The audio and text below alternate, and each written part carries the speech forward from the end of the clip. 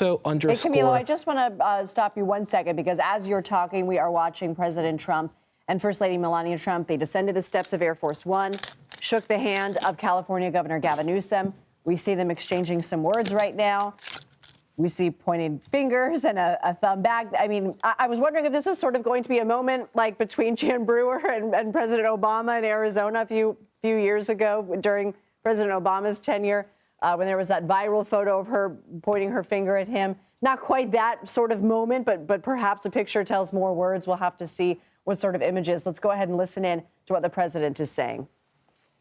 We have that in very good shape. We have the congressman in charge and Michael Watley, and we're going to do a lot of work. We have the Army Corps of Engineers working as they are here. And I think you're going to see some very big progress. They left them high and dry. And now we're going to be taking a little tour with some of the people from the area. I appreciate the governor coming out and meeting me, Kevin. Thank you very much. And we'll be talking a little bit. We want to get it fixed. We want to get the problem fixed. And there'll be some ways, but it's like you got hit by a bomb, right? Yeah. Like you got hit by a bomb. Would you like to say? Most importantly, thank you for being here. It means a great deal to all of us, not just the folks in Palisades, the folks in Altadena that were devastated. We're going to need your support. We're going to need your help. You were there for us during COVID. I don't forget that. And I have all the expectations that we'll be able to work together to get this speedy recovery. We will. We're going to get it done. Tremendous numbers of lives have been affected. A lot of real estate's been affected. Nobody's ever probably seen anything like this. You can almost say since the Second World War, when you think of it. I mean, nothing like this has happened. And we're going to get it fixed, so we'll get it permanently fixed, so it can't happen again. And again, we'll be talking a little bit later, and we'll get it worked out, okay? I appreciate it, Mr. President. Thank you, guys. Thank you. Thank you. Thank you. Both of you have disagreed a lot over the past week over what has happened in this state. How do you plan to... We got to get it finished. We're looking to get something completed. And the way you get it completed is to work together. He's the governor of the state. And we're going to get it completed. They're going to need a lot of federal help.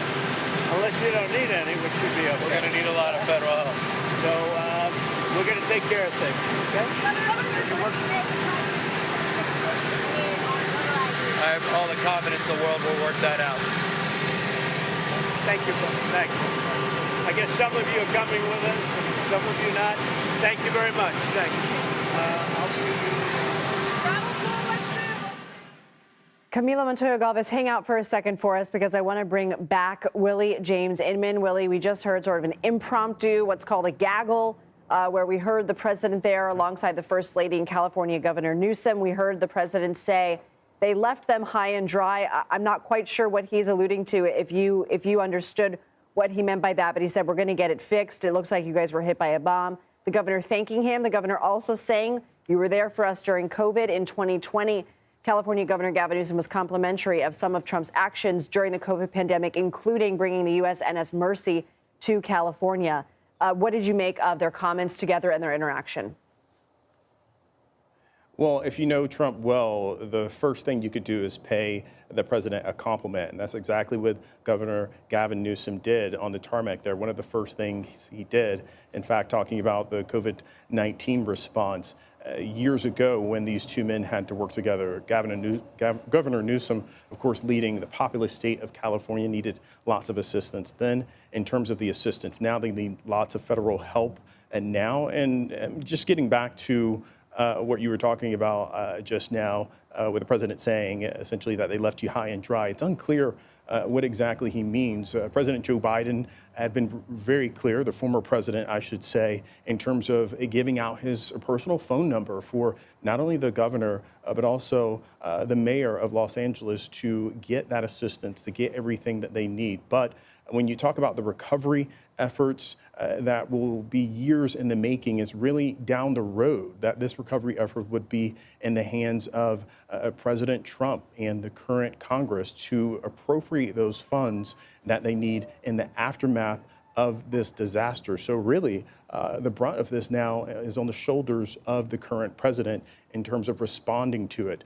Now, I didn't catch any mention of these requirements that President Trump is looking to put on assistance to federal aid to California, but I can bet that these two men will probably perhaps have some type of exchange about that, maybe behind closed doors, maybe something that we certainly don't see in front of the cameras. But President Trump has been very forthcoming with those gaggles day by day. We've seen several of them in one day, just a handful of them today, both in North Carolina and also in California. Now he's going to tour some of the disaster area by, of course, helicopter would be my guess, because it's really hard to get around in these areas. You really have to fly him in via helicopter for him to get on the ground and to see and really smell this destruction. He said it's like a bomb went off, and that certainly does seem to be the case if you look at the devastation there in Southern California, Lindsay.